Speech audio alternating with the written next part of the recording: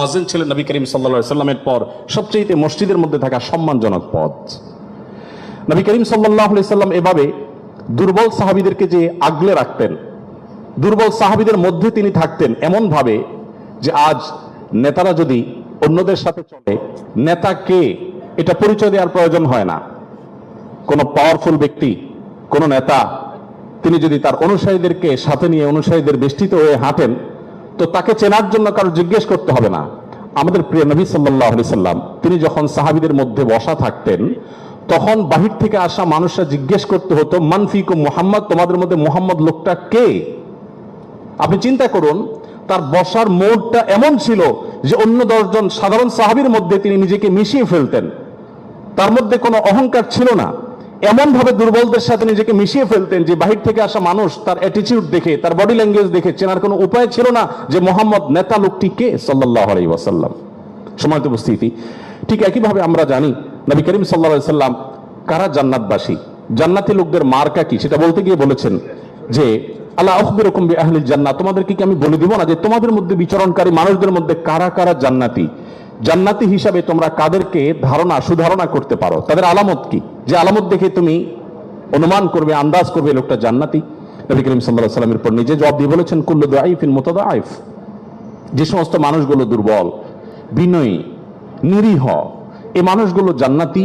অর্থাৎ যদি তাদের ঈমান অন্য সব বিষয়গুলো ঠিকঠাক থাকে, পাশাপাশি তিনি যদি নিরীহ গোছের হন, বিনয়ী হন, বিনম্র হন, তিনি যদি খুব বেশি অহংকারী, অনেক বেশি রূঢ় স্বভাবের না হন, তাহলে এই মানুষগুলো জান্নাতি হওয়ার এটি একটি বড় লক্ষণ। এখানে নবী করিম সাল্লাল্লাহু আলাইহি ওয়াসাল্লাম দুর্বলতাকে জান্নাতি হওয়ার, নবী সাল্লাল্লাহু আলাইহি ওয়াসাল্লাম দুর্বলতাকে বা বিনয়কে জান্নাতি হওয়ার লক্ষণ, এখান থেকে বোঝা যায় দুর্বলদের অবস্থান তার কাছে কেমন ছিল। সাল্লাল্লাহু আলাইহি ওয়াসাল্লামের যে দুর্বলদের প্রতি তার যে ভালোবাসা, তার যে তাদের অধিকার আদায়ের প্রচেষ্টা, তাদেরকে সমাজে তাদের যথাযথ অধিকার ফিরিয়ে দেওয়ার প্রচেষ্টা, সে সম্পর্কে যদি আমরা কয়েকটা উপমা দিতে চাই, আমরা একজন একজন করে বলতে চাই। নারীদের ব্যাপারে বলতে চাই, ইতিমধ্যে ওবায়দুল্লাহ হামজা সাহেব আলোচনা করেছেন নারীদের সম্পর্কে, কিছু কথা হয়তো রিপিট হবে, তারপর আমি সংক্ষেপে শুধুমাত্র টাচ করে যাই। আপনারা জানেন নবী সাল্লাল্লাহু আলাইহি ওয়াসাল্লাম যে সমাজে এসেছেন, সেই সমাজে নারী হিসেবে জন্মগ্রহণ করাটা এটা একটা অপরাধ ছিল। জীবন্ত কন্যাকে নিজের বাবা নিজে হাতে পুঁতে ফেলতো শুধুমাত্র কন্যা হওয়ার কারণে। আল্লাহ কোরআনে বলেছেন, ওয়া ইযা বুশিরা আহাদুহুম বিল উনসা, কন্যা সন্তান হয়েছে এই সংবাদটা তাকে দেয়া একটা কালো, এরকম ভয়ঙ্কর এক বাস্তবতার মধ্যে নবী সাল্লাল্লাহু আলাইহি ওয়াসাল্লাম এসেছেন। আমি আবারও বলছি, আজকের সমাজে নারী অধিকার নিয়ে গুলোর জন্মেরও বহু বছর আগে নবী সাল্লাল্লাহু আলাইহি ওয়াসাল্লাম শুধু নারী অধিকার নিয়ে কথা বলেন নাই, জীবন্ত কবরস্থ করা হতো যেখানে কন্যা সন্তানকে, সেই জায়গা থেকে তুলে নারীকে সবচেয়ে সম্মানের সর্বোচ্চ আসনে বসিয়ে তারপর তিনি দুনিয়া থেকে গেছেন। নবী সাল্লাল্লাহু আলাইহি ওয়াসাল্লাম নারীদের জন্য কি করেছেন? কোরআনে আল্লাহ তাআলা বলেছেন, ওয়া আশিরুহুন্না বিল মারুফ, হে পুরুষেরা তোমরা তোমাদের স্ত্রীদের সাথে যথাযথভাবে সুন্দরতম উপায়ে তাদের সাথে বসবাস করো, তোমাদের জীবন অতিবাহিত করো, সংসার করো ভালোভাবে, খারাপভাবে তাদের সাথে তোমরা সংসার করবে না, সতর্ক করেছেন। কোরআনে কারিমে একটি সূরা আছে, আপনারা জানেন, সূরার নাম হলো সূরাতুন নিসা, অর্থাৎ নারীগণের সূরা। কোরআনে কিন্তু পুরুষগণের সূরা নামে কোনো সূরা নেই, সূরাতুর রিজাল নামে কোনো সূরা নেই, কিন্তু সূরাতুন নিসা নামে সূরা আছে, এবং সেটা ছোটখাটো 2-4-5 আয়াতের সূরা না, কোরআনের সবচেয়ে বড় সূরাগুলোর একটি। এবং কোরআনে শুধুমাত্র নারীদের বিধিবিধান বর্ণনা করবার জন্য সূরা তাহরিম, সূরা তালাক, অনেকগুলো সূরা আল্লাহ তাআলা নাজিল করেছেন স্পেশাল নারীদের বিধিবিধান বর্ণনা করবার জন্য। পুরুষদের জন্য আলাদা কোনো স্পেশাল বিধিবিধান, তাদের অধিকার, তাদের করণীয়, তাদের বিষয়গুলোকে আলোকপাত করবার জন্য কোনো আলাদা স্পেশাল কোনো সূরা নেই। আপনারা জানেন কোরআনে আল্লাহ রাব্বুল আলামিন নারীদের সম্পর্কে যত আলোচনা করেছেন, শুধু সেগুলোই ঘন্টায় ঘন্টা আলোচনা করলে শেষ করা যাবে না।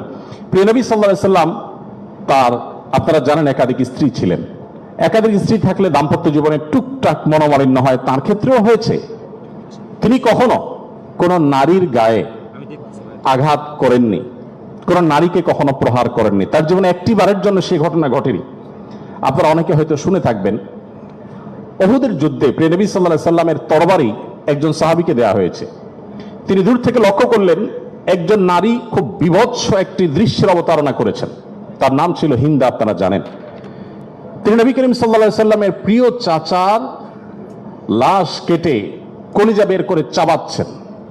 এরকম নির্মম এবং পাশবিক অত্যন্ত ভয়ঙ্কর একটি চিত্র ওই সাহাবী দেখতে পেয়ে নবী সাল্লাল্লাহু আলাইহি ওয়াসাল্লামের তরবারি তার হাতে, তিনি দৌড়ে দূর থেকে আফসা আফসা দেখছেন, কাছাকাছি গেলেন, কাছাকাছি গিয়ে দেখতে পেলেন, দূর থেকে তিনি বুঝতে মানুষটার, যে মানুষ কোনোদিন কোনো নারীর গায়ে আঘাত করেন নাই, আমি যত কঠিন দৃশ্যই দেখি না কেন, আমি নবী সাল্লাল্লাহু আলাইহি ওয়াসাল্লামের তরবারি দিয়ে কোনো নারীকে আঘাত করতে পারি না। তিনি সেই অবস্থাতে এরকম ভয়ঙ্কর একটি দৃশ্য দেখার পরও নবী করিম সাল্লাল্লাহু আলাইহি ওয়াসাল্লামের জীবন চরিত্রের মধ্যে তিনি নারীদেরকে যেভাবে সম্মান দিতেন, মর্যাদা দিতেন, শুধুমাত্র সেই বিষয়টিকে স্মরণ করে তরবারিকে খাপে ঢুকিয়ে তিনি সেখান থেকে ফিরে এলেন।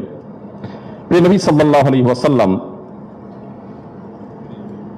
তিনি যুদ্ধের ময়দানে কয়েক শ্রেণী মানুষকে কোনোভাবেই যেন হত্যা না করা হয় তার জন্য আগে থেকে বলে রেখেছেন, এবং যুদ্ধের আগে যোদ্ধাদেরকে, মুজাহিদদেরকে বলে রাখতেন, খবরদার রণাঙ্গনে শত্রুপক্ষের অন্য সব মানুষকে আঘাত করলো, নারীদেরকে আঘাত করবে না। আপনারা এই জন্য সাহাবীদের মধ্যে পুরুষ সাহাবীদের শহীদ হওয়ার অনেক লম্বা ফিরিস্তি বা তিনি একজন নারী, সুমাইয়া রাদিয়াল্লাহু তাআলা আনহা। প্রিয় ভাইয়েরা আমার, নবী করিম সাল্লাল্লাহু আলাইহি সাল্লাম তার জীবনের একেবারে শেষের দিকের বক্তব্যগুলোর, ভাষণগুলোর একটি ছিল ইস্তাউসু বিন-নিসাই খায়রা, তোমরা নারীদের ব্যাপারে আমার কাছ থেকে ভালো ওসিয়ত গ্রহণ করো, অর্থাৎ আমি তোমাদেরকে ওসিয়ত করছি, আমি জীবনের শেষ মুহূর্তে, অন্তিম মুহূর্তে তোমাদেরকে উপদেশ দিচ্ছি, নারীদের বেলায়, মহিলাদের ব্যাপারে তোমরা ভালো আচরণ করবে, এটি আমার কাছ থেকে শুনে রাখো। নবী করিম সাল্লাল্লাহু আলাইহি ওয়াসাল্লাম তিনি তিনটি জিনিসকে খুব বেশি ভালোবাসতেন, তিনটি জিনিস তার কাছে খুব বেশি প্রিয় ছিল। আপনারা অনেকে হাদিসটি জানেন। তার একটি ছিল সুগন্ধি, তিনি পারফিউম, আতর খুব পছন্দ করতেন।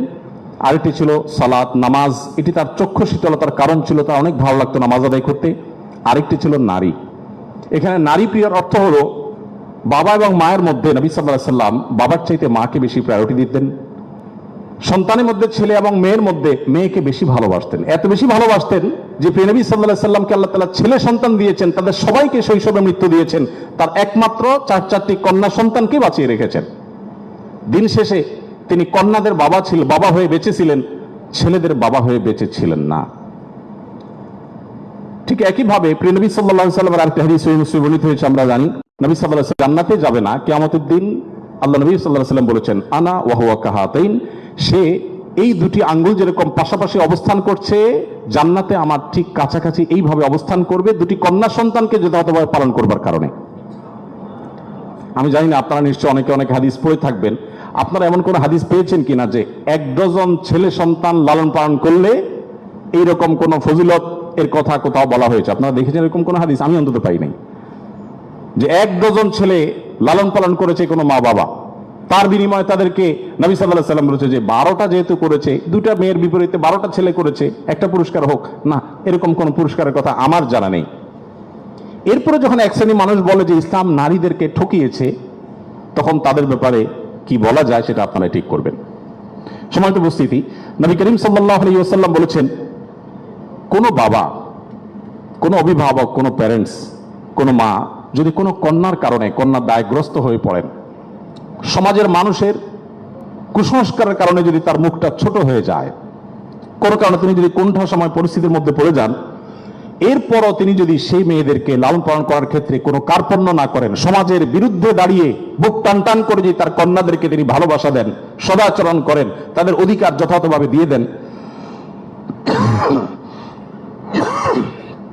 দুঃখিত, তাহলে সেক্ষেত্রে নবী সাল্লাল্লাহু আলাইহি ওয়াসাল্লাম বলেছেন এই কন্যাদের প্রতি সদাচরণ করবার কারণে জাহান্নাম থেকে মুক্তির কারণ হবে কিয়ামতের ময়দানে ওই ব্যক্তির জন্য। এটি নবী সাল্লাল্লাহু আলাইহি ওয়াসাল্লামের আরো বহু হাদিস আছে, আমি আর সেদিকে যাব না, শুধুমাত্র একটি হাদিস বলে শেষ করব। সেটা হলো, আপনারা জানেন নবী করিম সাল্লাল্লাহু আলাইহি ওয়াসাল্লামকে জিজ্ঞাসা করা হলো, ইয়া রাসূলুল্লাহ মান আহাক্কুন নাসি বিহুসনি সুহবাতি, আমার সবচেয়ে ভালো আচরণ পাওয়ার অধিকারটা কার? নবীজি সাল্লাল্লাহু আলাইহি ওয়াসাল্লাম বলেছেন, উম্মাক, তুমি সবচেয়ে ভালো আচরণ করবে তোমার মায়ের। এরপর জিজ্ঞাসা করা হলো, হে আল্লাহর রাসূল তারপর? আপনারা জানেন হাদিসটি খুবই প্রসিদ্ধ হাদিস, তিনি বলেছেন তারপর তোমার মায়ের। জিজ্ঞাসা করা হলো তারপর, এরপর বললেন তারপরে তোমার মায়ের। এরপর সাহাবী যখন জিজ্ঞাসা করেন ইয়া রাসূলুল্লাহ তারপর, এরপর বললেন তোমার বাবার। আপনারা অনেকে শুনেছেন ডক্টর জাকির নায়েক, তিনি এই হাদিস প্রসঙ্গে বলেছেন, আল্লাহ নবী সাল্লাল্লাহু আলাইহি ওয়াসাল্লাম গোল্ড মেডেলটাও দিলেন মাকে, তারপর সিলভার মেডেলটাও দিলেন মাকে, ব্রোঞ্জটাও দিলেন মাকে, বাবাকে দিলেন একটা সান্ত্বনা পুরস্কার। এরপরে যদি কেউ বলে যে ইসলাম নারীদেরকে ঠকিয়েছে, যে যুক্তিতে বলে সেটা আপনারাও জানেন, আমিও জানি। বলা হয় বাবার সম্পদে ছেলে যদি 2 টাকা পায়, মেয়ে 1 টাকা পায়। এখানে মেয়ের প্রতি অবিচার করা হয়েছে। আপনারা জানেন এর মতো হাস্যকর একটা দাবি আরেকটি হতে পারে না। কারণ ছেলে বেচারা, এতক্ষণ শুধু মেয়েদের কথা বলছি, আসেন একটু ছেলেদেরকে আমরা দুর্বল হিসেবে দেখি। ছেলে বেচারা প্রাপ্তবয়স্ক হওয়ার পর বাবা মা তার ভরণ পোষণ দিতে বাধ্য নন। যদি বাবা মা বলেন যে তুমি প্রাপ্তবয়স্ক হয়ে গেছো, তোমার চাল ডাল তুমি জোগাড় করো, বাবা মা সেটা বলতে পারেন, সে রাইট তাদের আছে। বিয়ে এখনো বেচারা করে নাই, মাত্র প্রাপ্তবয়স্ক হয়েছে। এরপর প্রাপ্তবয়স্ক হওয়ার পর যখন বিয়ে শাদীর চিন্তা করে, বাপ মা এটা বলতেই পারেন যে বাবা তোমার বিয়ে শাদীর টাকা তুমি জোগাড় করো, আমি তোমার বইয়ের গহনা কিনে দিব, মোহর জোগাড় করব, তোমার খরচ খরচা দিব। এটা বাবা মা করতে বাধ্য নন শরীয়তের দৃষ্টিকোণ থেকে, ছেলেটা ছেলেকেই জোগাড় করতে হবে। আপনাদের অনেকগুলো প্রশ্ন আমার কাছে আসছে, এর মধ্যে সবচেয়ে কমন যে প্রশ্ন বারবার এসেছে সেটা হলো যুবকদের প্রশ্ন, বাবা মা বিয়ে দিতে চায় না, আমরা কি করব? আমি সে প্রশ্ন উত্তরে যেতে পারবো কিনা জানি না, তবে তরুণদের আহাজারে আমাকে খুব কষ্ট দেয়। কারণ আমি খুব বেশি বয়সে বিয়ে করিনি, আমি এখন নানা হয়েছি, আপনারা অনেকে জানেন।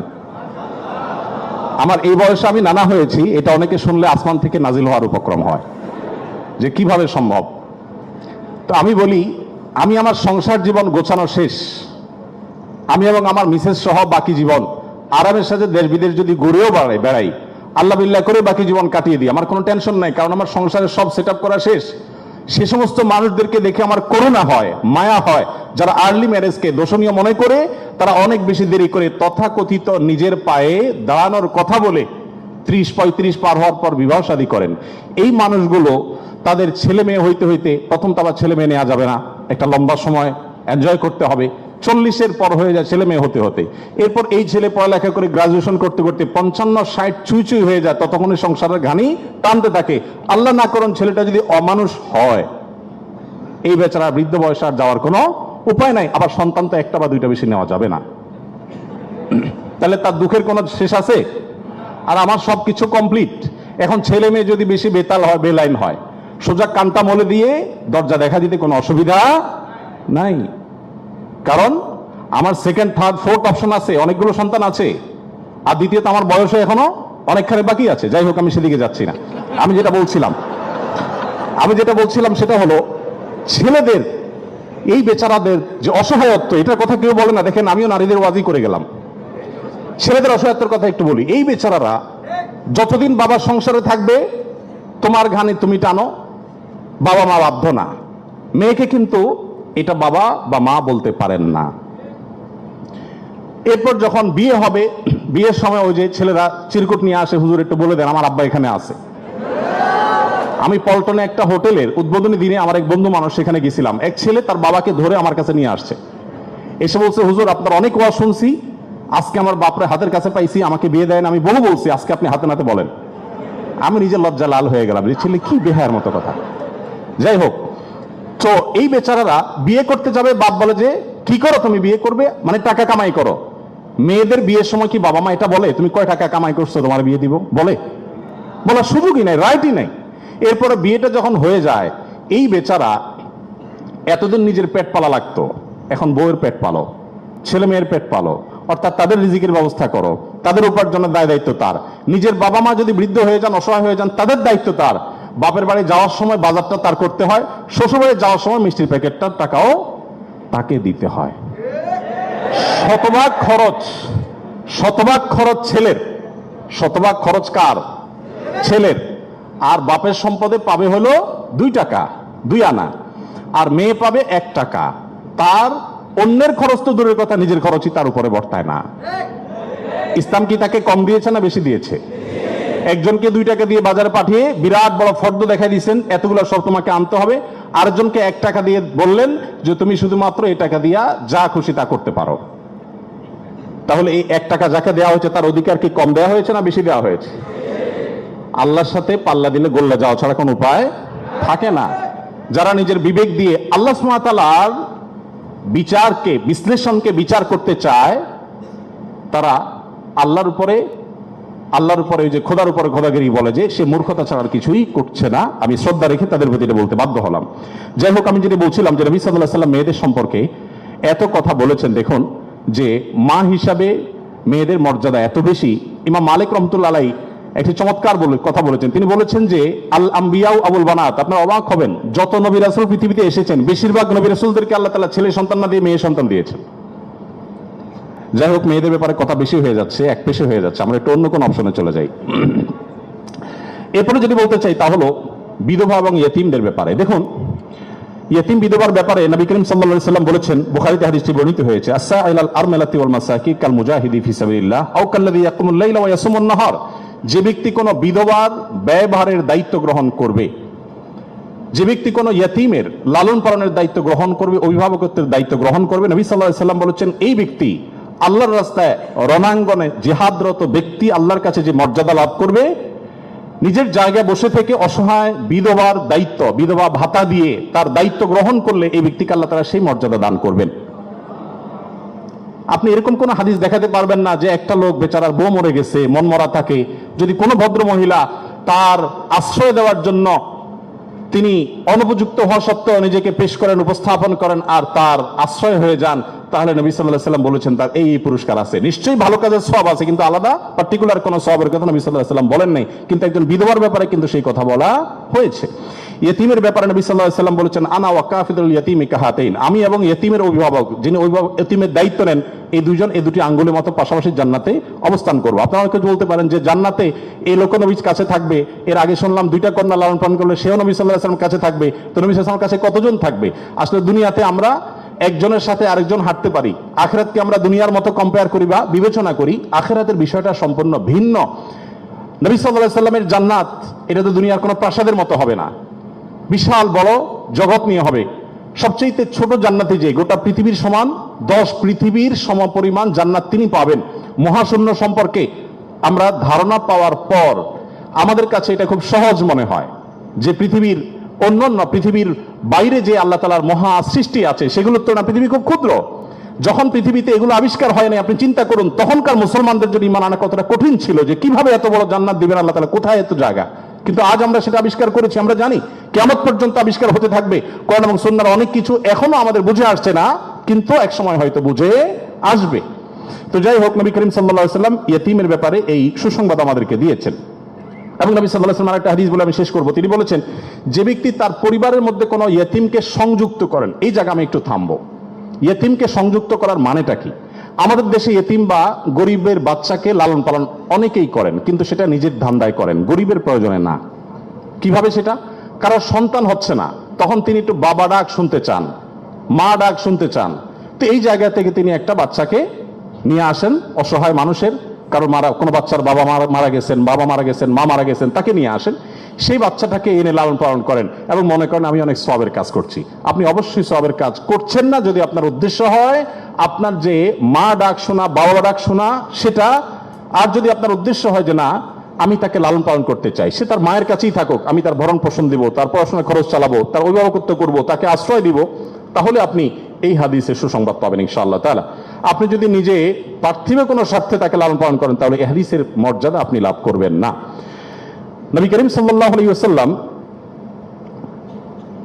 মুসনাদ আহমদ বর্ণিত একটা হাদিসে আসছে, তিনি বলেছেন যে এক ব্যক্তি তার কাছে বলেছে, হে আল্লাহর রাসূল, আমার অন্তরটা অনেক শক্ত, আমি খুব শক্ত হৃদয়ের মানুষ, আমার মনটা নরম হয় না, আপনি আমাকে কোনো একটা পরামর্শ দিন। নবী সাল্লাল্লাহু আলাইহি ওয়াসাল্লাম বলেছেন, তুমি ইয়েতিমের মাথায় হাত বুলাবে, তোমার মন নরম হবে এবং সেই সাথে অসহায়দের তুমি খাদ্য দান করবে, আহার দিবে। এই দুটি কাজ যদি তুমি করো তাহলে তোমার অন্তরের কাঠিন্য দূর হয়ে যাবে। আমাদের অনেকের মধ্যে অভিযোগ আছে আমরা এই আমলগুলো করতে পারি। নবী সাল্লাল্লাহু আলাইহি ওয়াসাল্লাম দুর্বলদের মধ্যে যারা দাসী ছিলেন তাদের জন্য কি করেছেন আপনারা অনেকে জানেন। ইসলামের অনেকগুলো গুরুত্বপূর্ণ বিধিবিধান আছে, এর মধ্যে থেকে একটা হলো দাসী মুক্ত করার বিধান। যদি কোনো পুরুষ, কোনো স্বামী যদি তার স্ত্রীকে মায়ের সাথে তুলনা করেন, মায়ের সাথে তুলনা করার একটা পর্যায়ে আছে যেটাকে ইসলামী ফিকহের পরিভাষায় জেহার বলা হয়। রাগে বসে এরকম অনেকে করে থাকেন যে আমার মা যেরকম হারাম তুমি এরকম হারাম, তালাকের মতোই অনেকটা এই টাইপের কথা যদি কেউ বলেন তার প্রায়শ্চিত্ত হলো তাকে একটি দাস মুক্ত করতে হবে। কেউ যদি ইচ্ছাকৃতভাবে রোজা ভঙ্গ করেন তাহলে তার প্রায়শ্চিত্ত হলো তাকে একটি দাস মুক্ত করতে হবে। কেউ যদি শপথ করে শপথ রক্ষা না করেন, ভঙ্গ করেন, তাহলে তাকে দাস মুক্ত করতে হবে। কেউ যদি কোনো মানুষকে হত্যা করেন, ভুলে হত্যা করেন, তার প্রায়শ্চিত্তগুলোর মধ্যে থেকে একটা হলো তাকে দাস মুক্ত করতে হবে। এভাবে ইসলাম অনেকগুলো ভুলের প্রায়শ্চিত্ত হিসাবে অন্য কোনো অপশনের চাইতে দাস মুক্তিকে প্রায়োরিটি দিয়েছে, গুরুত্ব দিয়েছে। নবী সাল্লাল্লাহু আলাইহি ওয়াসাল্লাম বারবার বলেছেন, কারণ তিনি চাইতেন মানুষ দাস না থাকুক, মানুষ মুক্ত হয়ে যাক। নবী সাল্লাল্লাহু আলাইহি ওয়াসাল্লাম আজকের পৃথিবীর মতো ফ্যাক্টরি রেভলিউশনের পর মানুষের মুক্তির জন্য বা দাস প্রথার বিরুদ্ধে তিনি কথা বলেছেন এমন না। আমি আগেই বলেছি, আজ পৃথিবীতে বহু দুর্বলদের পক্ষে কথা বলা মানুষ পাবেন, তার সবগুলোই বেশিরভাগই দেখবেন স্বার্থের কারণে। আমরা নিজেরাও দুর্বলদের সহযোগিতা করি। এই যে বন্যা গেল, অনেকেই বন্যার সময় ত্রাণ নিয়ে গেছেন জাস্ট একটা ছবির জন্য। অনেকে ত্রাণ নিয়ে গেছেন, কষ্ট করেছেন, শুধু তার একটা লাইভ দরকার, কিছু লাইক দরকার, কিছু কমেন্ট দরকার, কিছু বাহবা দরকার। তো নবী সাল্লাল্লাহু আলাইহি ওয়াসাল্লাম দাস দাসীদের মুক্তির জন্য কথা বলেছেন সেই সমাজে যখন দাস দাসী ছিল আজকের যুগে বিএমডব্লিউর মালিক হলে যেরকম গর্বের, দাস দাসী থাকা সেরকম গর্বের। এরকম মূল্যবান অ্যাসেট কোনো বিনিময় ছাড়া মুক্ত করে দেওয়ার জন্য নবী সাল্লাল্লাহু আলাইহি ওয়াসাল্লাম উৎসাহিত করতেন। শুধু তাই নয়, আপনারা জানেন যে নবী করিম সাল্লাল্লাহু আলাইহি ওয়াসাল্লাম বলেছেন, কোন দাসকে যদি কেউ মুক্ত করে তাহলে ওই দাসের প্রতিটি অঙ্গকে মুক্ত করার বিনিময়ে যে ব্যক্তি এই কাজটি করলেন, আল্লাহ তাআলা ওই ব্যক্তিকে তার ওই অঙ্গকে জাহান্নাম থেকে মুক্তির পরোয়ানা দান করবেন। নবী সাল্লাল্লাহু আলাইহি ওয়াসাল্লাম আরেকটি হাদিস আছে, তিনি বলেছেন জীবনের শেষ কথা। নবী সাল্লাল্লাহু আলাইহি ওয়াসাল্লামের জীবনের শেষ কথা কি আমরা জানি, অনেকে জানি, আসসালাতু আসসালাত ওয়া মা মালাকাত আইমানুকুম। অর্থাৎ নবী করিম সাল্লাল্লাহু আলাইহি ওয়াসাল্লামের জীবনের শেষ কথা ছিল, তোমরা নামাজের ব্যাপারে দায়িত্বশীল থাকবে, নামাজের ব্যাপারে দায়িত্বশীল থাকবে এবং তোমাদের দাস দাসীদের ব্যাপারে দায়িত্বশীল আচরণ করবে। এটা ছিল তার জীবনের শেষ কথা। একটা মানুষের কাছে দাস দাসীদের অধিকার কত গুরুত্বপূর্ণ হলে, অধীনস্থ মানুষগুলোর অধিকার কত গুরুত্বপূর্ণ হলে জীবনের শেষ কথা এটা বলে চলে যান যে তোমরা তাদের ব্যাপারে খবরদার, সদাচরণ করবে, তাদের প্রতি কোনো জুলুম অবিচার করবে না। আপনারা অনেকে আবু মাসউদ আনসারী রাদিয়াল্লাহু তাআলা আনহুর নাম শুনেছেন। আবু মাসউদ আনসারী রাদিয়াল্লাহু তাআলা আনহু তার একজন দাসকে প্রহার করছিলেন, অধীনস্থকে, কাজের লোককে প্রহার করছিলেন। নবী সাল্লাল্লাহু আলাইহি ওয়াসাল্লাম পেছন থেকে বললেন, এ আলম আবু মাসউদ, সাবধান, শুনে রাখো আবু মাসউদ, লাল্লাহু আকবার আলাইকা মিনকা আলাই, তুমি এই দাসের প্রতি যতটা পাওয়ার রাখো, হোল্ড করো, আল্লাহ তাআলা তোমার উপর তার চেয়ে বেশি পাওয়ার হোল্ড করেন, মাইন্ড ইট।